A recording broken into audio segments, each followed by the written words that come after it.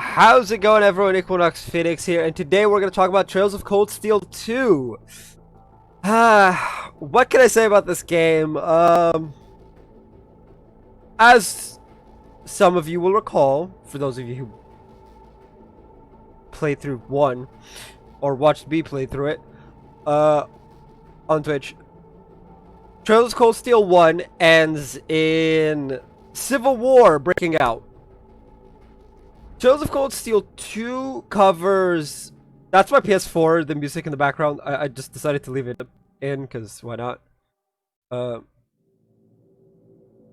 yeah, Trails of Cold Steel 2 starts right after that. It actually picks up immediately after where 1 leaves off.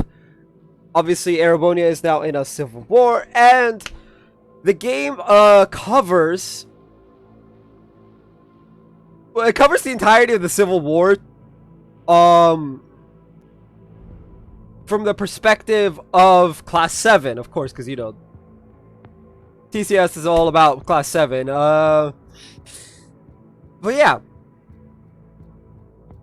It covers Reen having to re-find his friends,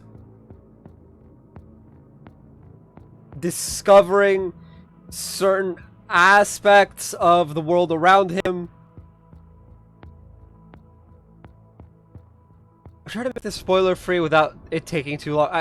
It's you know, it's one of those things. Try to keep this as spoiler free as possible. Anyway, obviously it covers, you know, Reen regrouping with his friends.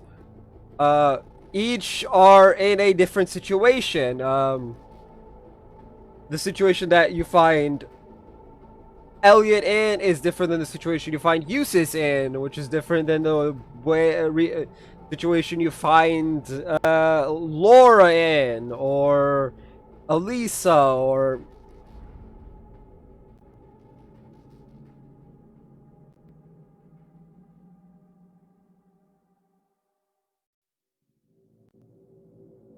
you also come across as you're going. You come across various other members of not only Class 7, but Class 1, 2, 3, 4, and 5. The upper and lower class. You'd be like, wait, isn't the nobles like the safest place? Why are they interested? Apparently, some of the noble kids do not necessarily agree with the Noble Alliance. Which, fair to them, you are allowed to disagree with your parents when your parents are doing wrong.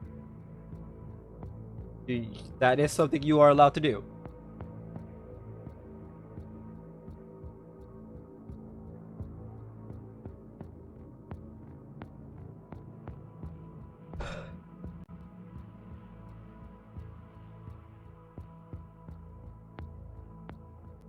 We also find out towards the end of the game, we find out the true reason that the Noble Alliance was started, if you will. And we find out a little bit about the histories of certain characters. I won't go too deep into it, but let's just say a certain someone we know is not who he seems to be.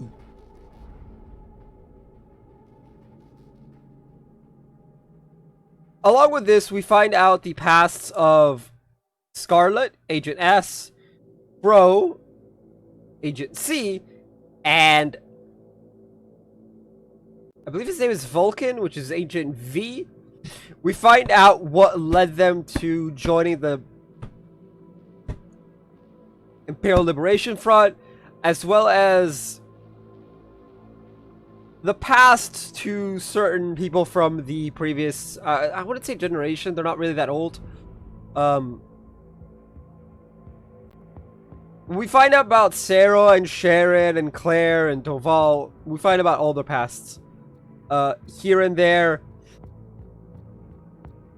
And I gotta say, it was pretty fun to learn about it. Honestly,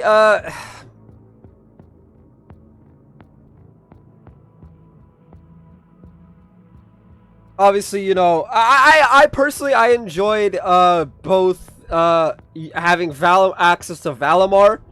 That was fun, and Reen's transformation. That's the white hair transformation. It's given a name. I'm not gonna say the name, obviously, because that technically constitutes a spoiler. But we do get like a very heavy spoiler, like the name of a power that was never named. The fact that it was there in 1 means I can talk about us getting full access to it, but I can't name it because the name was never said in 1. So we get access to that power. Now, in one specific scene, both Valimar and Reen's power are used in conjunction. But it's only in that one instance. I don't think you could actually fuse it together.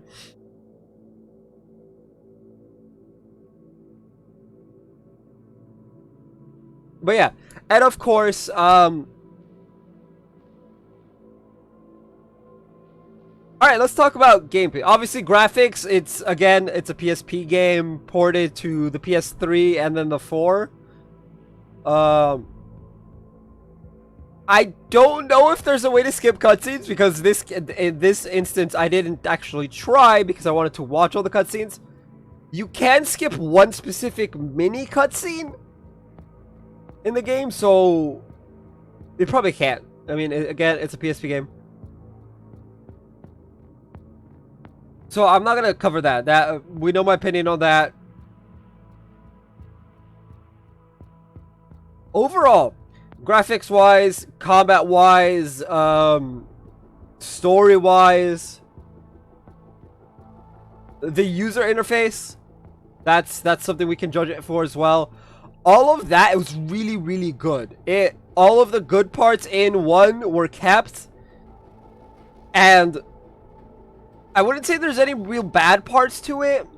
The game feels a little bit more fleshed out than 1, which of course it's a sequel and it's an improvement on the base. So that's the thing.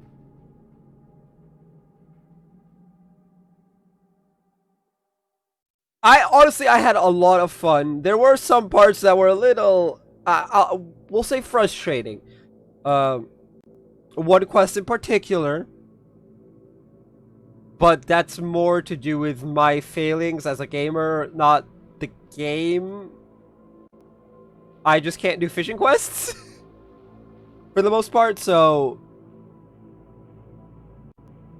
that's a thing. Well, yeah, let's see. I'd say overall I'd give this game a solid 9 out of 10. It's definitely an improvement on 1, but it is not a perfect game, if you will. Even taking into account that it's a PSP game ported to the 3 and 4. And apparently Steam and Switch. Yeah, that's the thing. If you guys want to play these games, 1, 2, and 3 are on the Switch. So, and on Steam. So you very well can. And 4 is coming out this year, so. And it's... I think it comes out later on the Switch. But the first 3 are on the thing. And I'm currently playing through 3. So, the link to that is in the description. To the Purple live streaming site. Anyway, as I said, I give this game a 9 out of 10. That's going to be it for this video. If you guys haven't already, hit like, hit subscribe if you're new. I will see you guys next time, and as always, stay bright.